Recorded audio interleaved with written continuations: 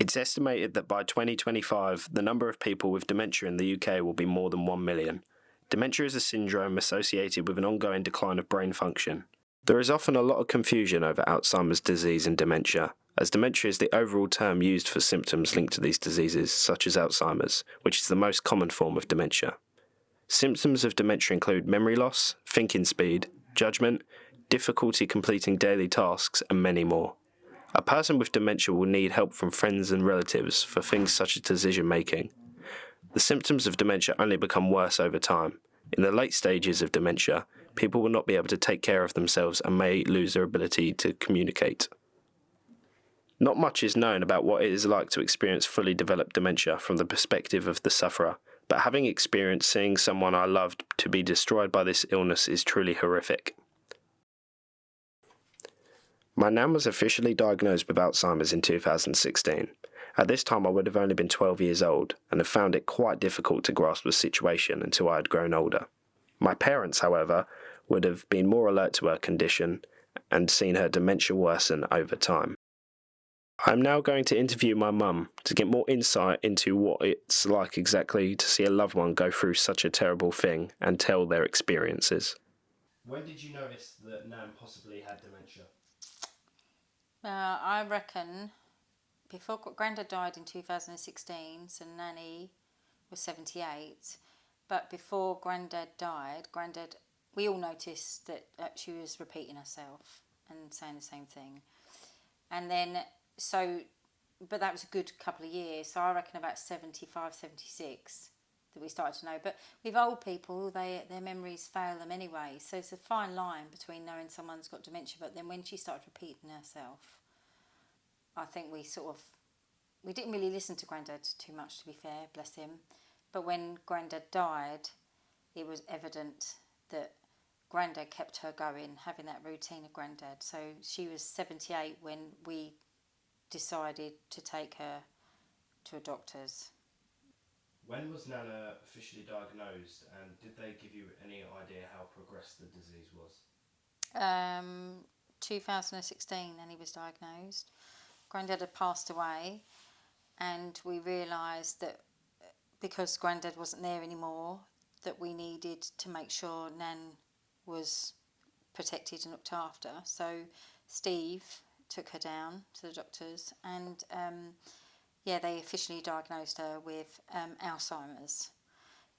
Dementia originally, but then Alzheimer's because of the way she progressed, the way the disease progressed. In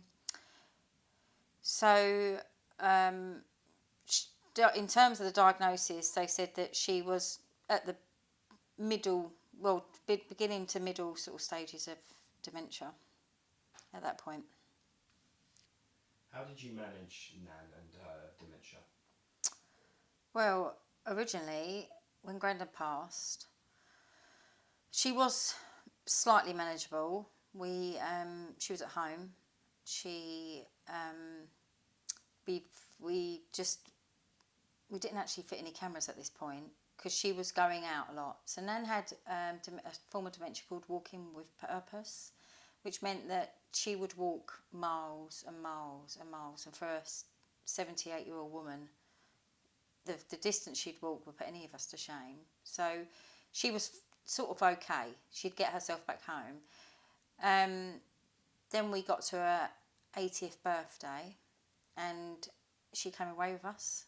We stayed in a big house and she was quite bad. She was restless at night. She was getting up and trying to come back home, trying to go out the door.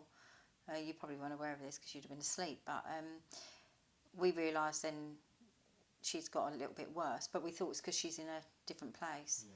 So it wasn't until a good couple of years had passed until we'd put cameras in, and we used to, poor Dad used to have the ring cams go off constantly. We had a camera in the front room and one on the door, because then she started trying to get out the door and walking, so for quite some distance.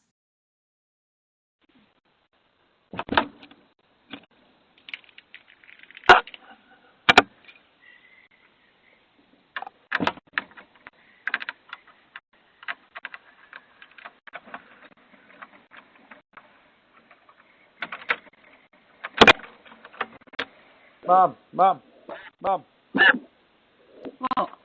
where are you going? Where's Dad? Where's Dad? He's not there, is he? Mum, what are you doing? It's 12 o'clock at night. What? It's 12 o'clock at night. Where are you going? I'm in. Where are you? I'm at home. And we're here. You're there. That's where you are. That's where you live. Do you know? You don't know where Dad is.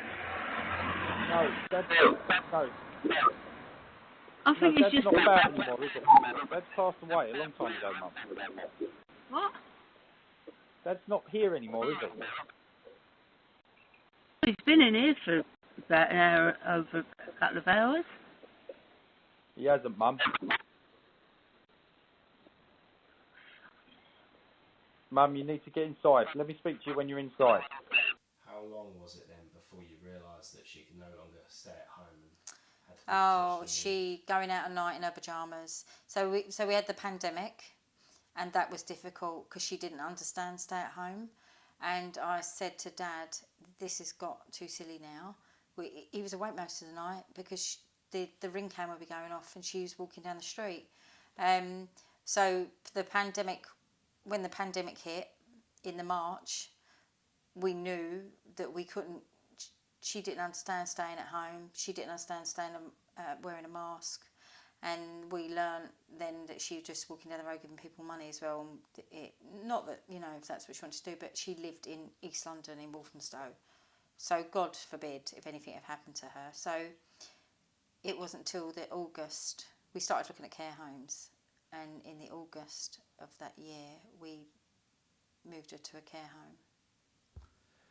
When looking at care homes, what did you look for in where you wanted to put Nan, and what made you decide on a home? Well, we looked around quite a few. We knew that we wanted her nearer to us because we could probably visit her more than Tony because he lives further away, and Steve. So we tried to find somewhere between the both of us, but there was no suitable homes. And the home we finally chose had lots of activities and a hairdressers and a coffee shop, and it felt more like a little village. So we was trying to find somewhere that didn't feel like a care home. That's what we was looking for, somewhere that didn't feel like a care home. But unfortunately for us, Nanny went completely downhill when she got in the care home. And her disease really progressed. So all the things that we're looking for, like the independency of going to the hairdressers, or going to the little coffee shop, they had a little wine bar. She couldn't participate in any of those sort of activities because of her dementia. Do you feel the home fully supported Nan? The thing is, the care home she was first in, the lady there was fantastic, the manager. However, I don't think she managed Nanny in the best way. She didn't want to medicate Nanny because she didn't want people, on drugged out of their mind, that they were just quiet and peaceful. She wanted to try and manage, but unfortunately with a disease like dementia, it just progresses. And it can progress at different rates. You can have 1 minute you're plateauing all right, and then you have a massive decline, and then you go along at that rate. But for Nanny, she went in and she went down. So it resulted in Nanny being sectioned. How do you think Nan's dementia affected you, Dad, and us? Oh, well, I can't imagine. It's bad enough. It was bad enough for me, and I can't imagine what it was like for Dad, because seeing someone, you love, like your mum. Oh, but you kids, it must have been half you, because you were the old one, weren't you?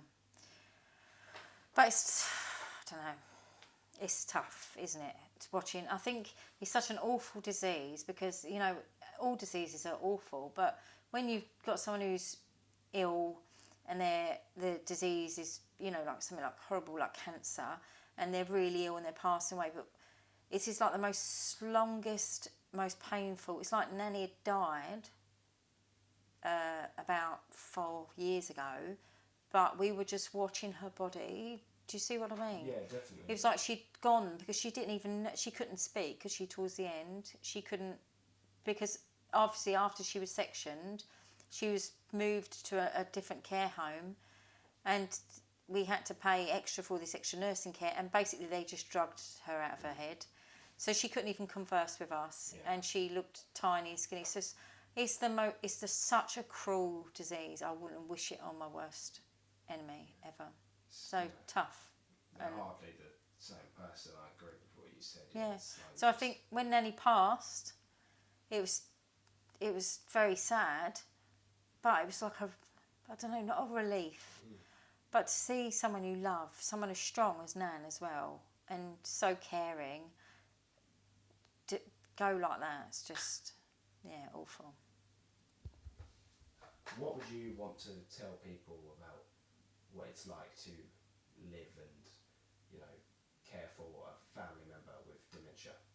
I think if I could do anything, because care homes, you could dress them up however you wish. They're not. You've visited one. They are the most depressing. I would rather not be here, unfortunately, than be in a care home. And the people there are fantastic, the nurses and the staff. You can't fault them.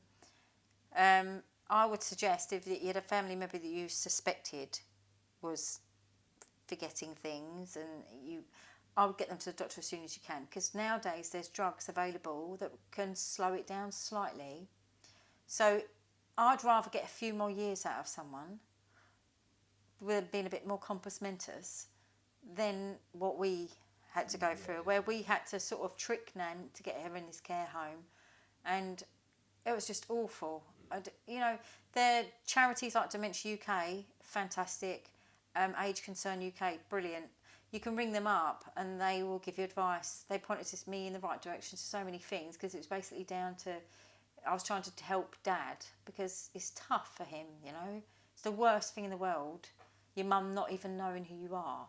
You know, is it all right for me? Because I'm not her daughter, I was a daughter-in-law, but so I suggest that you use these charities. They are worth their weight in gold. And the key is getting an early diagnosis to get all the medication you can.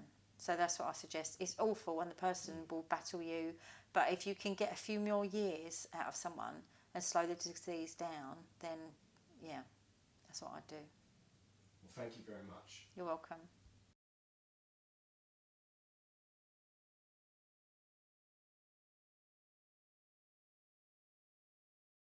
She was a very hands-on nanny, and she was a really good nan and mother-in-law and mum, and all she cared about was her family. That's all she wanted to do, is be with her grandchildren and her sons and daughter-in-laws.